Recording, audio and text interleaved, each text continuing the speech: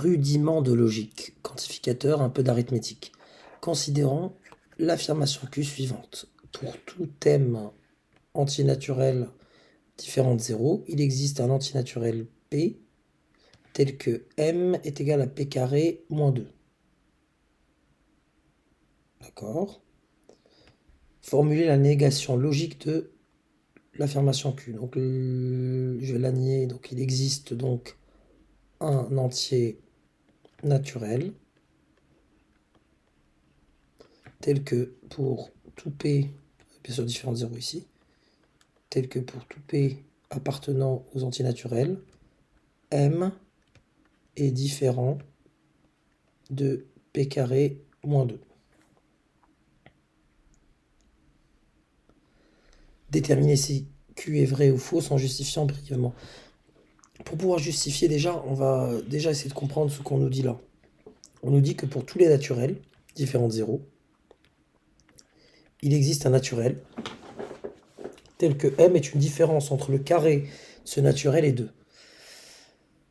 On pourrait s'amuser à montrer que la négation est vraie pour justifier que Q est fausse.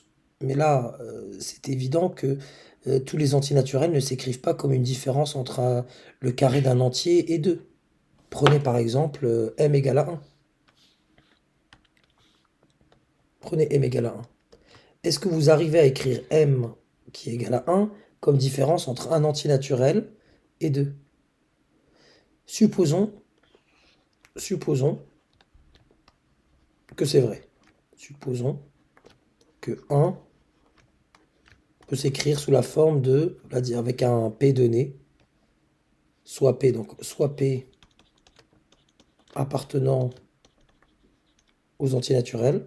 Supposons que 1 est égal à P carré moins 2. On aurait donc que PE carré, qui, rappelons-le, dès le départ, on l'avait posé comme étant un entier naturel, on aurait P carré est égal à 1 plus 2 égale à 3.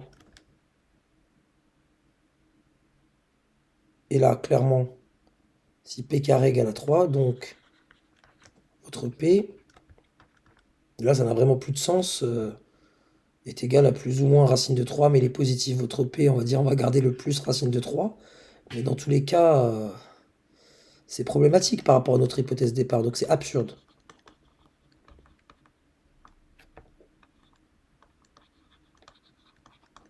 Essayez de traduire vraiment les assertions qui se présentent à vous avec un langage naturel pour essayer de les comprendre. Et pas mécaniquement se lancer sur la négation pour justifier que la négation est vraie.